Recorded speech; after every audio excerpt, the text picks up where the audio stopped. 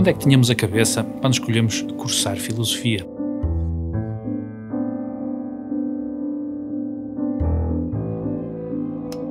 Olá, eu sou a Susana. Olá, eu sou a Isabel. Olá, eu sou o Rui. Desde pequena que já me idealizava como professora. E não é que o sonho se tornou realidade? A ideia de ser professora estava presente nas brincadeiras de criança. Cresci junto a uma estação arqueológica e talvez por isso sempre quis seguir história. Tinha pensado ir por outro caminho. O direito. Sempre gostei da discussão de argumentos. Mas tropecei em Nietzsche e Kierkegaard no 12º ano. E pensei, por que não pensar que venhamos do agir? Ao início não percebia nada, mas aos poucos a desconstrução das ideias começava a fascinar. Todo o existencialismo me atraía imenso. Sartre dizia, não importa o que fizeram de mim, o que importa é o que eu faço com o que fizeram de mim. A minha curiosidade, o meu espanto e o meu espírito crítico vieram ao de cima. Fiquei indeciso. História dos factos realizados pelos homens ou história das ideias que movem os homens a produzir esses factos? Aqui entre nós é apenas mais um silogismo disjuntivo disfarçado de dilema existencial. Não tive dúvidas. Optei pelas ideias. Lá entrei no curso, sem saber muito bem para o que ia. Mas o bichinho que havia sido colocado em mim, principalmente pelo Descartes, começava a ganhar terreno. Compreendi o que ele queria dizer com viver sem filosofar é como ter os olhos fechados sem nunca poder abri-los. Já dizia Platão, a real tragédia da vida é quando os homens têm medo da luz. É importante sermos críticos e desvincularmos-nos do sono da razão que às vezes se apodera de nós. A filosofia dava-me essa liberdade para questionar e problematizar tudo. E foi aí que algo despertou em mim, algo que estava adormecido. Comecei então a perceber que podem existir diversas perspectivas para o mesmo problema. Mas o que eu faço? O que é que eu posso fazer com ideias?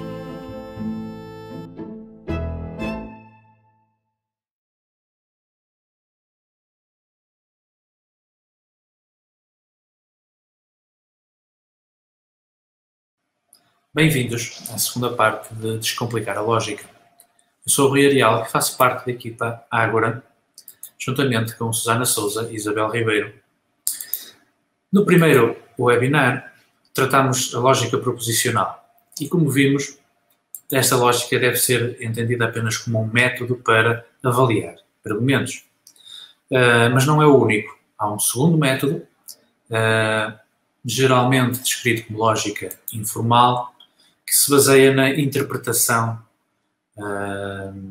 dos argumentos. Portanto, é um método muito mais hermenêutico do que analítico. Essa interpretação baseia-se sempre na análise do conteúdo das proposições e, sobretudo, da relação que esse conteúdo estabelece entre si. Já não tem a ver com a forma lógica, com as posições, tem a ver com o conteúdo, aquilo que é dito em cada proposição e a relação entre o conteúdo dessas proposições entre si. Se estabelecem ou não verdadeiras relações de justificação. Há algumas dicas que podemos partilhar sobre como trabalhar esta lógica, é isso que nós pretendemos fazer com estes webinars, mas quer na lógica formal, quer agora aqui na lógica informal, começamos da mesma forma, com este lema, que é provocar a reflexão. Nós devemos provocar a reflexão dos nossos alunos para essas reflexões que eles produzem intuitivamente sejam avaliadas e encaminhadas para os nossos objetivos letivos, que é transmitir as regras corretas de construção de argumentos. Podemos fazer essa provocação de muitas formas, com publicidade, com discursos políticos, com situações do dia-a-dia, ou com provérbios populares como este que vos trago, que está aqui no slide. Deus ajuda quem cedo madruga. E com estes provérbios, o que é que fazemos? pedimos aos alunos para os transformarem num argumento. O provérbio nunca é um argumento explícito, não é? Mas pode ter sempre lá um argumento, tem sempre um conselho, não é? Algo que quem produz, quem reproduz o provérbio pretende aconselhar ou pretende dizer a alguém. Esse trabalho de traduzir o provérbio num argumento é um trabalho muito produtivo para os alunos. E é também uma forma de fazer um caminho do mais simples para o mais complexo. Esta progressividade também é uma forma fantástica de descomplicar o trabalho em lógica. O percurso que nós gostamos mais de fazer é este. É agarrar as falácias que surgem em aula ou que nós levamos para a aula, agarrar nessas falácias, refletir sobre elas para extrair as regras que devem orientar a construção de bons argumentos. Argumentos que os toquem também, que falem nos cantores que eles gostam, não é? Todos os meus amigos gostam das canções do Harry Styles, logo todos os jovens portugueses gostam das canções de Harry Styles. Esta falácia, obviamente, que é facilmente detetável, não é? Raros são os alunos que não veem que este argumento não é correto, mas a análise que devemos fazer deve-os levar até à regra. Analisar a falácia, fazer as questões certas. Será que os meus amigos representam o universo de todos os jovens portugueses? Para depois chegar a uma conclusão, a uma regra da construção de um bom argumento. Uma boa generalização deve conter uma amostra representativa. Esta análise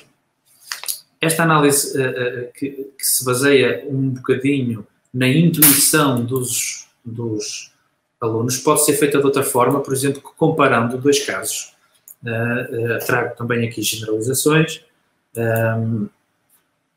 uma mais correta, a outra incorreta, uma falaciosa, que é a primeira, e comparando um caso de um argumento que é correto, que respeitou as regras que nós pretendemos que eles saibam, e um exemplo falacioso, fazendo essa comparação, podemos chegar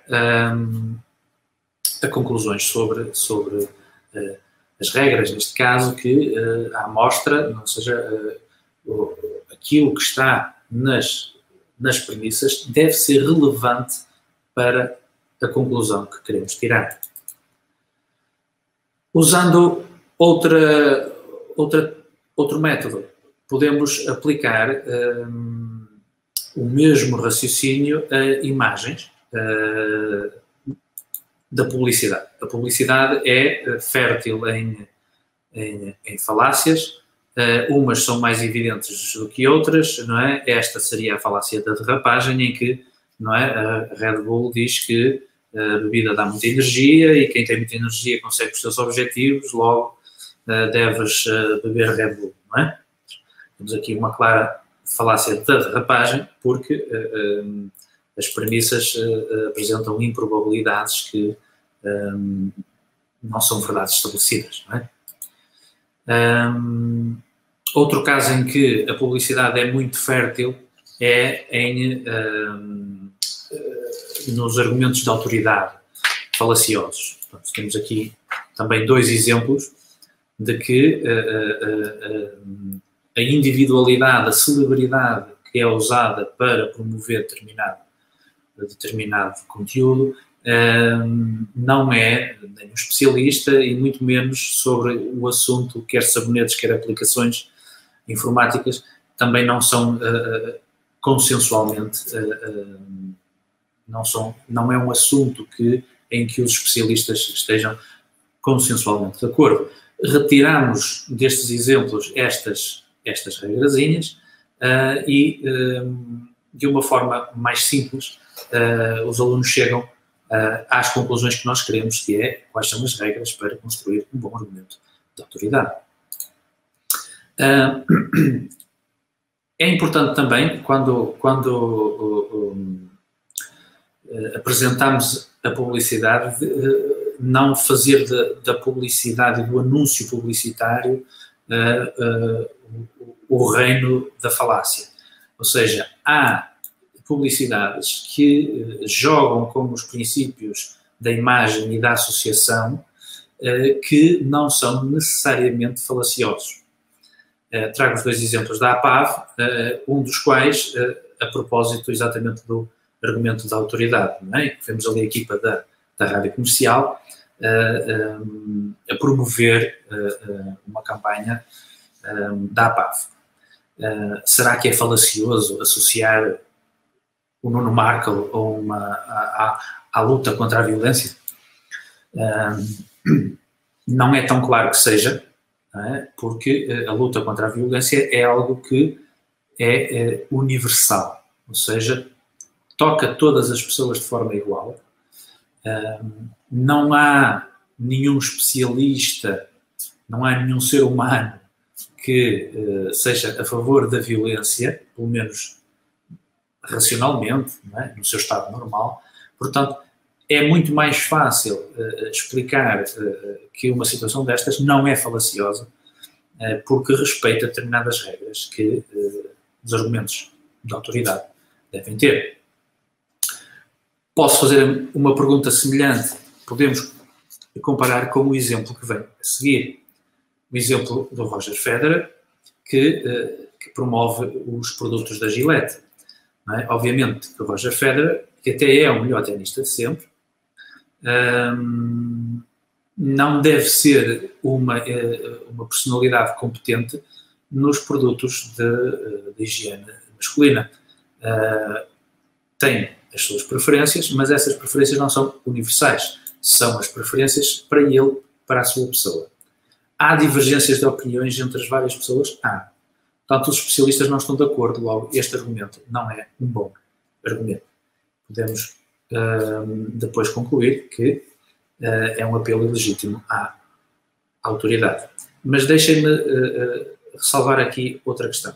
Sempre que aplicamos a imagem a estas explicações, devemos pedir aos alunos para traduzir a imagem em argumento, que é o que está no quadradinho de baixo, não é? Roger Federer, melhor tenista de sempre, usa produtos Gillette, logo a Gillette tem os melhores produtos de higiene masculina. Fazer esta tradução implica compreender o que a imagem está a transmitir e aí podemos depois aplicar o raciocínio para avaliar se o argumento é correto ou não. Obviamente que isto, tal como na lógica proposicional no primeiro webinar, aqui também vos propomos uma espécie de guião, não é? Um procedimento com 3 passos que pode ser aplicado a imagens ou argumentos em texto para que os alunos percebam o que têm que fazer para avaliar um argumento, para chegar à conclusão se é um argumento não dedutivamente válido ou se não é, ou se é inválido, se é um argumento forte ou se é um argumento fraco. Então, aqui, 3 passos. Identificar premissas e conclusão, reescrever na forma padrão e analisar o conteúdo. Por vezes, é uma dificuldade que, neste caso, aparece mais vezes aos alunos do que na lógica proposicional. Há muitas premissas omitidas e, como este caso que eu vos trago aqui, inclusivamente a conclusão omitida. Diversos estudos apontam para que, em média, uma pessoa com diploma universitário ganhará cerca de 1 milhão de euros a mais durante a sua vida do que uma pessoa apenas com escolaridade obrigatória. Isto é só uma premissa, isto é só uma frase, não é um argumento. Mas no contexto pragmático do diálogo, pode-se entender que aqui está um argumento. Portanto, tarefa para descomplicar a análise é levar os alunos a tornar o argumento mais visível e mais claro e, portanto, reescrevê-lo numa forma padrão, tendo que colocar claramente aquilo que é omitido. Neste caso seria uma premissa e uma conclusão. Não é dos exemplos mais simples, mas é um trabalho que deve ser desenvolvido com os nossos alunos para eles ganharem destreza nesta análise. Obviamente que depois temos que partir para a análise do conteúdo, para percebermos se aquelas premissas realmente têm uma relação forte da justificação com a conclusão. E neste caso, poderíamos dizer que a autoridade que é invocada aqui nesta premissa não é revelada, está oculta, não é? Diversos estudos apontam para que, também, mas que estudos? Um estudo feito pelo professor em casa, etc. Não é? Quando não se revela a nossa fonte, não é? O argumento da autoridade cai por terra, portanto não podemos confiar nesta premissa porque não sabemos quem é que fez estes estudos. E a partir daí, a partir dessa análise, concluir que é uma falácia do apelo ilegítimo à autoridade. Outras estratégias, antes de terminar, gostava de partilhar mais duas estratégias que nós usamos e que têm resultados muito, muito interessantes, que não são desconhecidas, são conhecidas, mas que vale a pena investir. Se não experimentaram, experimentem, porque vale a pena investir nestas. Uma é a controvérsia construtiva. É uma estratégia que envolve pesquisa, a avaliação crítica e a defesa de uma tese. Está já muito bem documentada em português, por uma série de livros organizados por José Pinto Lopes e por Helena Santos Silva. Eu trago-vos aqui uma sugestão, que é um livro recente e que tem esta estratégia já bem trabalhada, bem planificada, já com documentos que nós podemos aplicar, e com umas explicações muito, muito fáceis de entender. É uma boa estratégia porque coloca os alunos a fazer aquilo que nós exigimos deles depois num texto, fazer um ensaio filosófico. E isto é toda a estrutura da controvérsia construtiva é um trabalho fantástico em direção a esse objetivo. Outra estratégia que resulta muito bem em qualquer ponto e em qualquer momento do nosso trabalho é a construção de mapas de argumentos. Também mapa de conceitos, também pode ser feito, mas o mapa de argumentos, já que a nossa matéria-prima principal passa rapidamente dos conceitos para os argumentos, ter uma forma de esquematizar os argumentos, prós, contras, este defende isto, este critica aquilo, é fundamental para organizar o pensamento dos nossos alunos. E eu deixo aqui uma sugestão de uma ferramenta gratuita da internet que é muito simples e intuitiva e que permite construir, os alunos podem construir perfeitamente os seus mapas, quer inseridos na estratégia da controvérsia construtiva, quer noutra estratégia qualquer.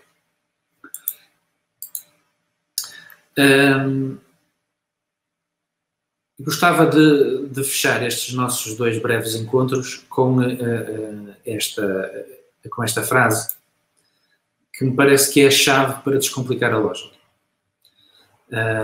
que é não tomar a lógica como um fim em si mesmo, mas como um meio para alcançar outra coisa. É uma frase atribuída a um personagem de Star Trek. A lógica é o começo da sabedoria, não o fim. Não troquemos a lógica por um conteúdo que vale por si. A lógica vale como um instrumento para aprender qualquer coisa sobre todos os temas da filosofia. E em nome da equipa Ágora, agradeço a vossa atenção, espero que tenham gostado e que possam utilizar alguma das dicas que nós aqui deixamos e despeço-me até uma próxima oportunidade.